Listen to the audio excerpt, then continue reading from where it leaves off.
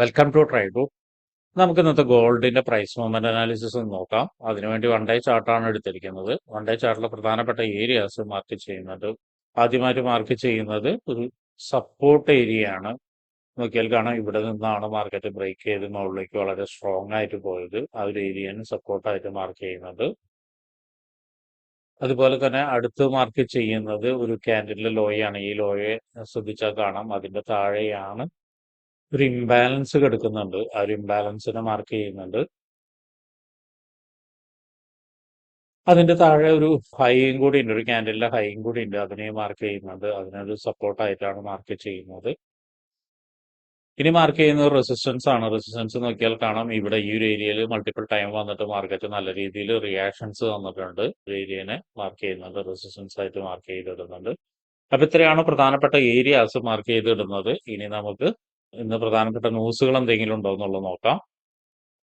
ഇന്ന് പ്രധാനപ്പെട്ട ന്യൂസുകളൊന്നും ഇല്ലാത്ത ദിവസമാണ്. എന്നിരുന്നാലും മാർക്കറ്റ് മൂവ് ചെയ്യും. ഗോൾഡിനെ സംബന്ധിച്ചിടത്തോളം വലിയ പ്രധാനപ്പെട്ട ന്യൂസുകൾ വേണമെന്നൊന്നുമില്ല, കൃത്യമായി പ്രൈസ് കാണിക്കുന്നതാണ്. അപ്പൊ അതെല്ലാവരും ഒന്ന് ഓർമ്മയിൽ വെക്കുക. ഇനി നമുക്ക് ചാർട്ടിലോട്ട് പോവാം. ചാർട്ടിലോട്ട് വരുന്ന സമയത്ത് നോക്കിയാൽ കാണാം, മാർക്കറ്റ് ഒരു കൺസോളേഷനിലാണ് നിൽക്കുന്നത്. നോക്കിയാൽ കാണാം, ഈ ഒരു ലൈന്റെയും അതുപോലെ തന്നെ നമ്മൾ നേരത്തെ വരച്ചിരിക്കുന്ന ഈ ലൈന്റെയും ഉള്ളിലാണ് മാർക്കറ്റ് നിൽക്കുന്നത്. അപ്പോൾ എവിടേക്കെങ്കിലും ഒരു മൂവ്മെന്റ് മാർക്കറ്റ് തന്നിട്ടായിരിക്കും മിക്കവാറും മുകളിലോട്ടോ താഴോട്ടേക്കോ വരിക. എന്തായാലും നോക്കിയാൽ കാണാം, ഇന്ന് ഓപ്പൺ ചെയ്തതിന് ശേഷം വളരെ നന്നായിട്ട് തന്നെ മാർക്കറ്റ് താഴോട്ടേക്ക് ഇറങ്ങിയിട്ടുണ്ട്. 1 അവറിൽ നമുക്കൊരു പ്രധാനപ്പെട്ട ഏരിയ എന്ന് പറയുന്നത് ഇതൊരു നല്ലൊരു റെസിസ്റ്റൻസ് ഏരിയയാണ്. ആ ഒരു ഏരിയനെ മാർക്ക് ചെയ്തിടുന്നുണ്ട്. അതുപോലെ തന്നെ അതിന് താഴെ ഒരു FEG കൂടി ഉണ്ട്, അതിനെയും മാർക്ക് ചെയ്തിടുന്നുണ്ട്. ഇനി താഴോട്ടേക്ക് വരുന്ന സമയത്ത് നോക്കിയാൽ കാണാം, ഇവിടെ മൾട്ടിപ്പിൾ ടൈം വന്നിട്ട് മാർക്കറ്റ് നിന്നൊരു ഏരിയ ആണ്. ഇങ്ങോട്ട് മാർക്ക് ചെയ്ത് വെച്ച് കഴിഞ്ഞാൽ കാണാം, ഇവിടെയും ഇവിടെ എല്ലാം പല തവണ വന്നിട്ട് മാർക്കറ്റ് വന്ന് ഹിറ്റായ ഒരു ഏരിയ ആണ്. അവിടേക്ക് ഒരു പക്ഷെ മാർക്കറ്റ് എത്താനുള്ള സാധ്യത കാണുന്നുണ്ട്. അപ്പൊ അതിനെ ഒന്ന് മാർക്ക് ചെയ്തിടുന്നുണ്ട്, അതിന്റെ കളറും ചേഞ്ച് ചെയ്യുന്നുണ്ട്.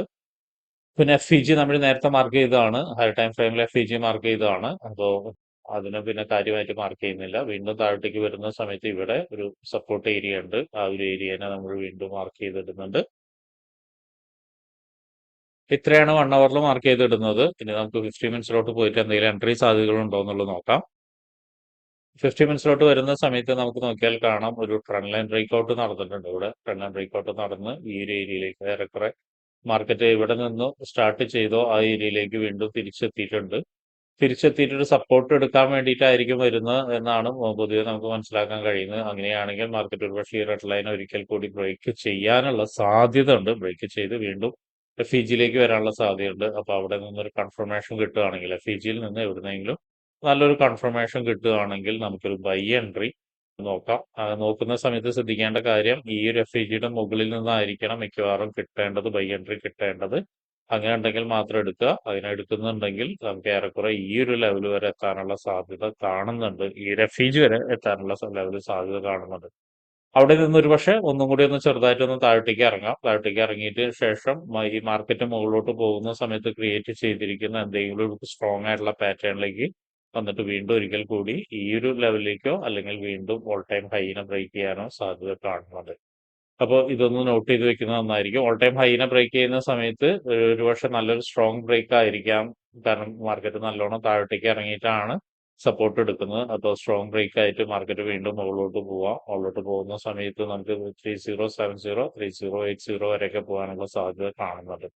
ഇനി രണ്ടാമത്തെ ഒരു ചാൻസ് എന്ന് പറയുന്നത്, ഇപ്പൊ നിൽക്കുന്ന അടുത്ത് നിന്ന് മാർക്കറ്റ് ഒന്ന് നല്ല സ്ട്രോങ് ആയിട്ട് മുകളിലോട്ട് പോവുക. മുകളിലോട്ട് പോയി കഴിഞ്ഞതിന് ശേഷം ഒരുപക്ഷെ ഇവിടെ നിന്നിട്ട് റിയാക്ഷൻ കിട്ടാനുള്ള സാധ്യതയുണ്ട്. നേരത്തെ പറഞ്ഞ പോലെ തന്നെ റിയാക്ഷൻ താഴോട്ടേക്ക് വന്നിട്ട് ഈ പാറ്റേണിലേക്ക് സ്ട്രോങ് ആയിട്ട് പോയുള്ള പാറ്റേണിൽ നിന്നിട്ട് വീണ്ടും ഒരിക്കൽ കൂടി ഒരു കൺഫർമേഷൻ, അത് നല്ലൊരു കൺഫർമേഷൻ കിട്ടുകയാണെങ്കിൽ വീണ്ടും നമുക്കൊരു ബൈ വരെ എടുക്കാം. ആ ഒരു ബൈയുടെ ടാർഗറ്റ് എന്ന് പറയുന്നത് ഈ ലെവലിലേക്കായിരിക്കാം first target. And second target ഈ ഒരു റെസിസ്റ്റൻസ് ലെവലായിരിക്കാം. തേർഡ് ടാർഗറ്റ് എന്ന് വെച്ചിട്ടുണ്ടെങ്കിൽ ഓൾ ടൈം ഹൈനെ ബ്രേക്ക് ചെയ്തിട്ട് നല്ലൊരു സ്ട്രോങ് ആയിട്ടുള്ള പാറ്റേൺ കിട്ടുകയാണെങ്കിൽ അതിലേക്ക്, അതായിരിക്കാം തേർഡ് ടാർഗറ്റ്. ആക്ച്വലി സ്ട്രോങ് ആയിട്ട് പാറ്റേൺ കിട്ടുകയാണെങ്കിൽ അവിടെ കട്ട് ചെയ്യേണ്ടതില്ല, വീണ്ടും നമുക്ക് മുകളിലോട്ട് തന്നെ പോകാനുള്ള സാധ്യതയുണ്ട്. നേരത്തെ പറഞ്ഞ 370 3070 3080 വരെയൊക്കെ പോകാനുള്ള സാധ്യത കാണുന്നു.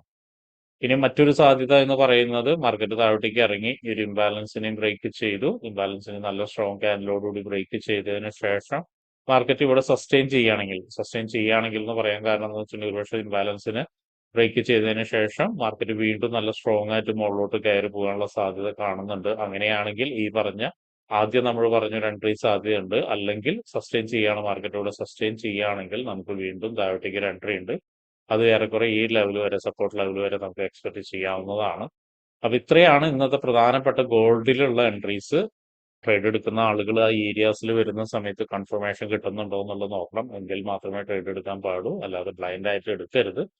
എല്ലായ്പ്പോഴും നമുക്ക് കൺഫർമേഷൻ തരണമെന്നില്ല. ഉദാഹരണത്തിന് നമ്മൾ ബ്രേക്ക്ഔട്ട് പറയുന്ന ഏരിയയിൽ ഒരുപക്ഷെ റീടെസ്റ്റ് ചെയ്തിട്ട് വരാൻ സാധ്യതയുണ്ട്. അതുപോലെ തന്നെ തിരിച്ചു വരാനുള്ള സാധ്യതയുണ്ട്. അവിടെയൊക്കെ കൺഫർമേഷൻ ആണ് വേണ്ടത്. അല്ലാതെ ബ്ലൈൻഡ് ആയിട്ട് ഒരു ഏരിയ നമുക്ക് കിട്ടി എന്ന് വെച്ചിട്ട് ഒരിക്കലും എടുക്കരുത്. അപ്പൊ ഇങ്ങനെയുള്ള കാര്യങ്ങളൊക്കെ നിങ്ങൾക്ക് പഠിക്കാൻ താല്പര്യമുണ്ടെങ്കിൽ ട്രേഡ് റൂട്ടുമായിട്ട് ബന്ധപ്പെടാം. അത് ഫ്രീ ആയിട്ട് ട്രേഡിങ്ങിന്റെ കാര്യങ്ങളൊക്കെ നിങ്ങൾക്ക് പഠിക്കാവുന്നതാണ്. അതിനു വേണ്ടിയിട്ട് ഈ വീഡിയോയുടെ ഡിസ്ക്രിപ്ഷനിൽ ഒരു ഗൂഗിൾ ഫോം കൊടുത്തിട്ടുണ്ട്. ആ ഗൂഗിൾ ഫോം കൃത്യമായി വായിച്ച് അതിലുള്ള കണ്ടീഷൻസ് ഒക്കെ ഓക്കെ ആണെങ്കിൽ മാത്രം ഫിൽ ചെയ്യുക. അതോടൊപ്പം തന്നെ ഡിസ്ക്രിപ്ഷനിലുള്ള വാട്സപ്പ് ചാനലിൽ നിങ്ങൾക്ക് ജോയിൻ ചെയ്യാവുന്നതാണ്. അവിടെ ട്രേഡ് റൂട്ടിന്റെ അപ്ഡേറ്റ്സ് ലഭിക്കുന്നതാണ്. അപ്പൊ എല്ലാവർക്കും ഇന്നൊരു പ്രോഫിറ്റബിൾ ഡേ ആവട്ടെ എന്ന് ആശംസിക്കുന്നു.